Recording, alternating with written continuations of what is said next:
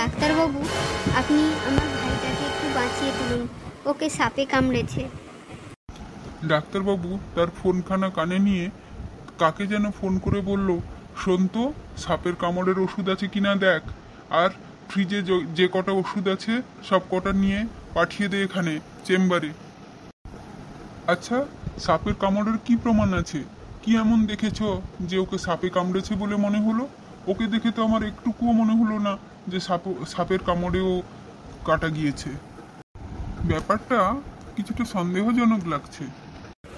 মানে ওই সাপের কামড় নিয়ে সন্দেহ লাগছে না অন্য কিছু ডাক্তারবাবু?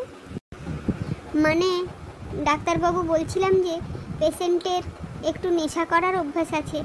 আমি শুনেছিলাম যারা নেশা করে তারা নাকি সাপের কামড়ে মারা যায় না, সাপের বিষ ওদেরকে কিছু করতেই পারবে না। আচ্ছা, বাড়ির লোকেরা সব বাইরে যাও, আমি একটু পেশেন্টকে দেখি।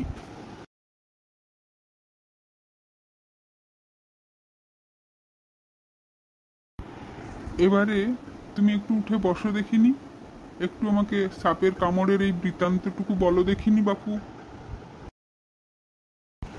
আগে ডাক্তারবাবু বলুন।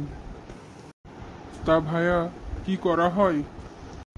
আগে ঠাকুরের ইচ্ছায় আর আপনাদের আশীর্বাদে আমাকে কিছুই করতে লাগে না, দুবেলা দুমুঠো আহার জোটে, এই যথেষ্ট। তা ভায়া, তোমাকে সাপে কামড়ালো কি করে? আগে ডাক্তারবাবু, আমাকে সাপে কামড়ায়নি। বাড়িতে একটু টাকা চাইছিলাম, এই নেশা টেশা একটু করি তো, তাই একটু টাকা চাইছিলাম, কিন্তু কেউ দিতে রাজি হয়নি। তাই আমি সেফটি পিন দিয়ে আমি আমার পায়ে দুটো ফুটো বানিয়ে নিয়েছি, আর সবাই ভেবেছে আমাকে সাপে কামড়েছে। হে হে হে হে। আউটডোরে যাও, দুটো ভিটামিন ট্যাবলেট লিখে নিয়ে বাড়ি চলে যাও। তোমাকে ওই সাপের কামড়ে টামড়ে তোমার সত্যিই কিচ্ছু হবে না দেখছি।